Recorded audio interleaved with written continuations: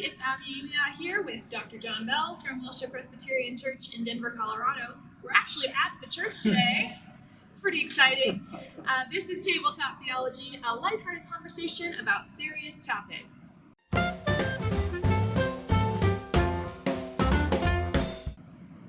John. Hello, Abbie. How are you? It's good. It's nice to see you in person. Abbie had a vacation last week. I hope it was good. It was. I mean, vacation's I'm relative. sure you were happy to come back to work. Always, just eagerly waiting for Monday.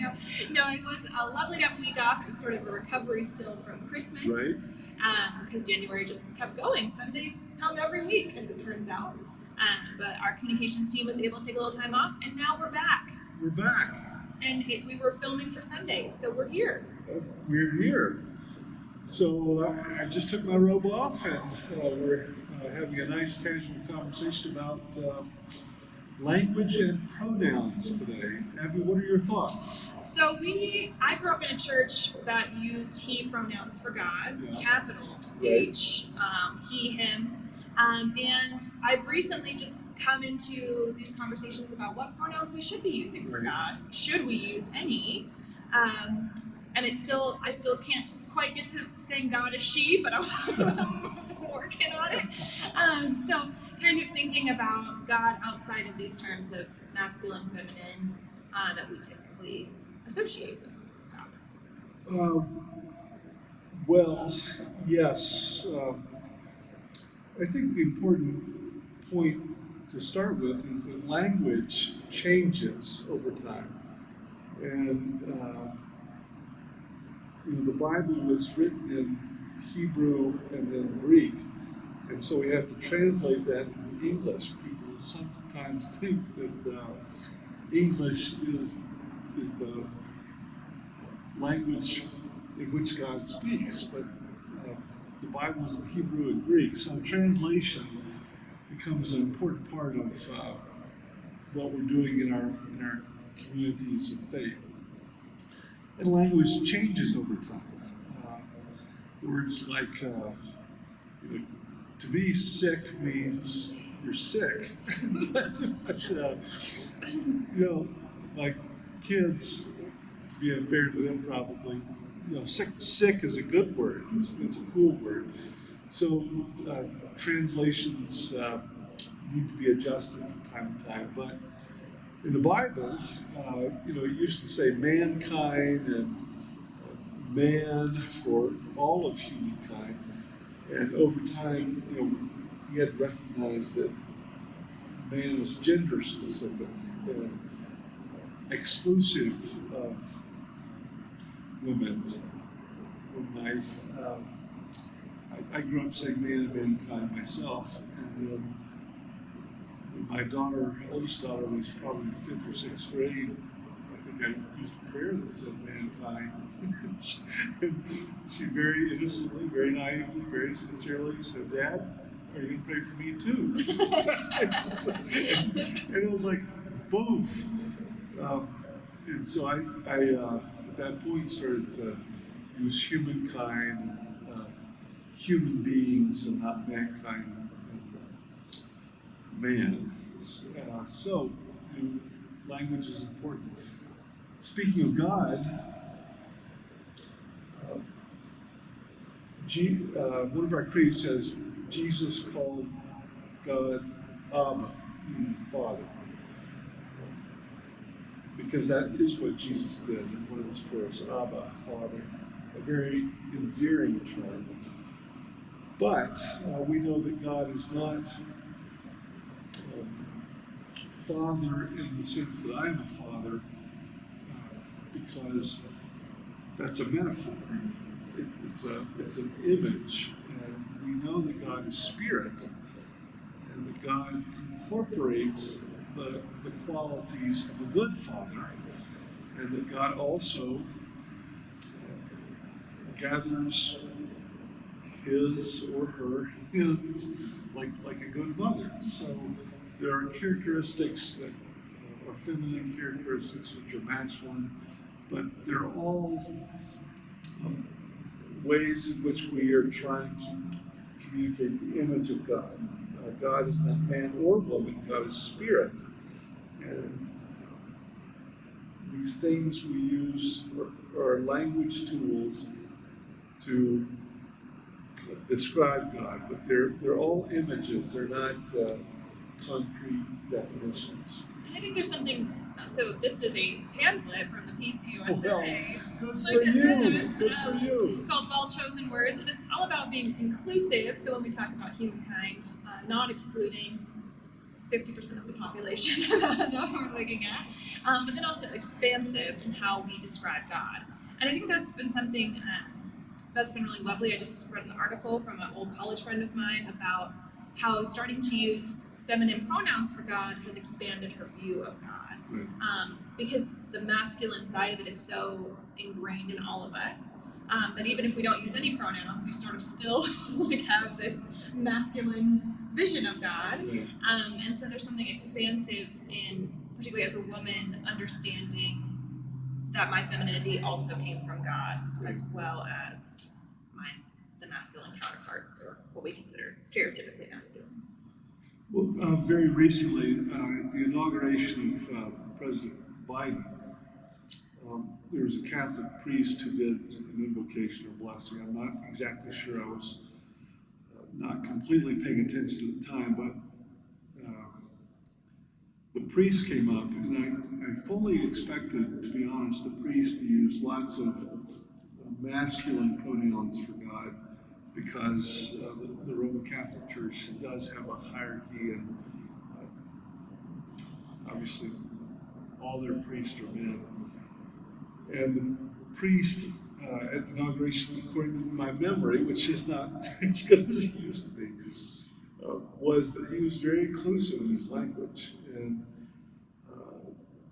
did not, I don't think he even said God Father. I think he used terms like Spirit and Divine One, and words that are inclusive in terms of trying to give an image of God, which is not specifically masculine or even feminine, but because God is higher than us, God is not human. We are created in God's image. God is not created in our image. And the language we use needs to be as pervasive as possible, I think. And kind of making God in our image is so limiting to the created spirit, the creator spirit of God, that I think I've been really convicted in that of, it's sort of easy. I mean, I know this word is a little bit fuzzy, but the misogyny of the church historically has been so it's still carrying on, even in an egalitarian church like ours where we have women in leadership. Right. It can still be very pervasive in how we view God. And so I think, kind of as a challenge to myself, but trying to think more expansive of God has been really healthy for my faith, and hopefully my closer relationship. I still call Jesus He, because that was right there. I don't really know what I call the Holy Spirit. I think I've always just sort of about the Holy Spirit. Well, and those who listen to my sermons know that from time to time, especially when I go off manuscript, I am likely to refer to God as He or Father, which is a fine metaphor. But I always try to balance that when I speak in that way with feminine characteristics, because what we're trying to do is give a real image of this very good God and all of God's characteristics. But pronouns are pretty tough, to use. I spend a great deal of time when I'm preparing to preach. How can I walk around this concept and not say he, him, for God, but give an impression that God is bigger than a man, bigger than a woman, but yet has characteristics that come across as human. And it can feel a little awkward when you're saying it. It does. God called God's children to God. But I think that there's something really valuable in putting in the effort of that and being conscious of it. I especially think also for young men and boys hearing more about the feminine, or stereotypically feminine. I'm trying to make sure I'm mindful of that. Of what we consider stereotypical feminine qualities of God are incredibly valued, because it can feel a little like, oh, well, God likes boys better. It can feel a little like that. Because when the Bible was written, women were considered underdeveloped men, essentially. They weren't quite there. They just weren't as smart. So I think being mindful of and cognizant of that is such a valuable thing for our faith and how we're raising our children in the church, of understanding the values of both genders and non-genders. So Abbie, you're a little younger than I am. Language is shifting, and it's become an important thing to have different pronouns for people. And of course, everybody knows the emails or the notes that end, he, him, his, or she, her, they. Can you enlighten us as to what that's about? Because that's something new. Yeah, I'm definitely not an expert. I am a female presenting female who goes by she, her pronouns. I think the idea behind it is allowing people to not be constrained by what their physical appearance might present. And in the same way that we're trying to make a more expansive view of God, a more expansive view of humanity, of what is stereotypically female presenting, they might not feel like they fall into that category and therefore want to use they, them pronouns. Love to hear from anyone who wants to share a little bit more information about that too, to educate both of us for sure. But I think it really comes down to allowing people to not, to allow language to be more representative of how they feel, as opposed to having to try to confine ourselves to what language is always dictated and has to be. Very interesting, and sort of a new learning curve for many of us, something to work on.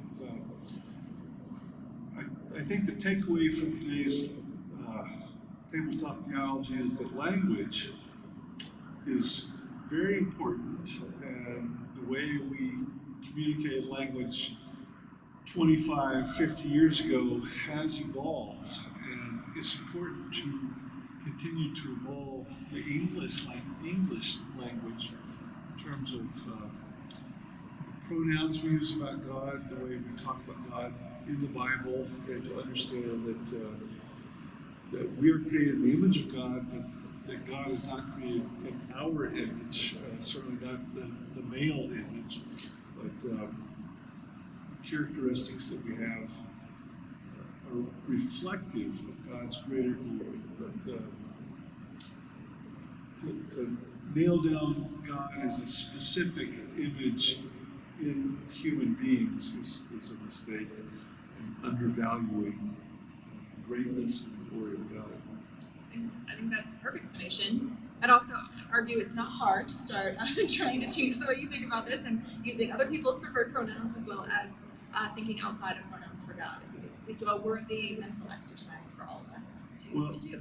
Well, those who've been to my Bible studies, the Bible translation is, to me, an extremely important task, and not to be done lightly or casually. But again, remembering the English language evolves, and the way we translate it evolves, and the way we use pronouns does evolve.